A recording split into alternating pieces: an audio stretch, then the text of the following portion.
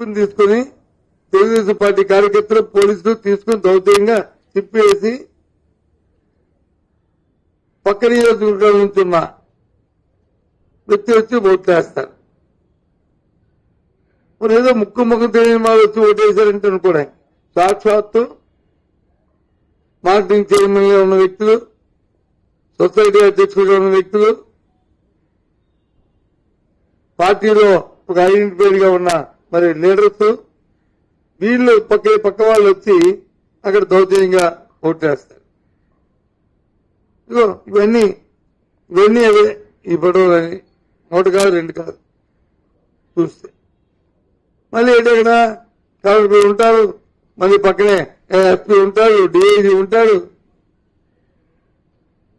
DSP ఉంటారు, CR అందరూ ఉంటారు. దగ్గరుండి వాళ్ళతో ఓట్లు వేస్తారు.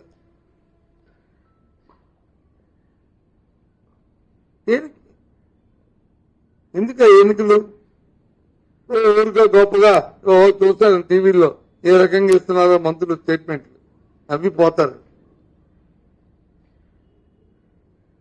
ఆ స్టేట్మెంట్ ఇచ్చుకొని ఆ మాటలు చూస్తే మీ మాటలు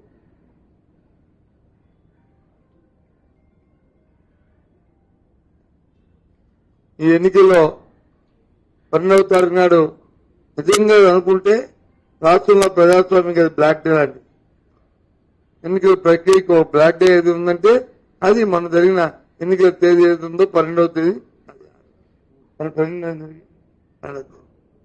అప్రజాస్వామికమైన విధానాలు చేస్తున్నా మీరు జరిగిన పరిణామాలు తీవ్రంగా ఖండిస్తున్నాం. ఆ పార్టీలను పెద్దలు మాట్లాడుతూ మరి ఆ సోషల్ మీడియా పెట్టిన వాళ్ళని ఈ ఐడెంటిఫై వచ్చిన వాళ్ళ మీద దొంగ ఓడేసి తెలివి తీసుకోవాలి కదా.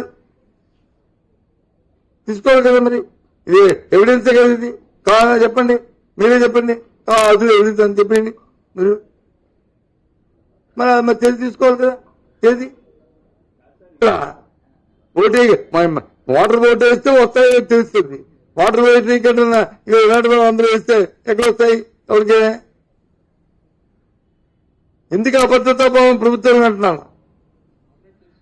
పంచ ప్రభుత్వం ఇంటికి తిరగండి అలా తిరగండి అంటున్నాడు కదా. ఏమో ఆయన అంటున్నాడు కదా, ఆయన ఏముంది ప్రజలు తెలిపోతుందే అనుకున్నాం మేము. కానీ ఎంత అబద్ధాభావం ఉందని తెలియదు. ప్రెసిడెంట్ బయటకు తీసుకొచ్చి మంత్రిగా దగ్గరుండి కొట్టిస్తుంటే ఎక్కడ కేసు పెట్టారు? నీ టీవీలో వచ్చింది కదా, ఎందుకు కేసు పెట్టలేదు? అది ఎలక్షన్ కమిషన్ సార్.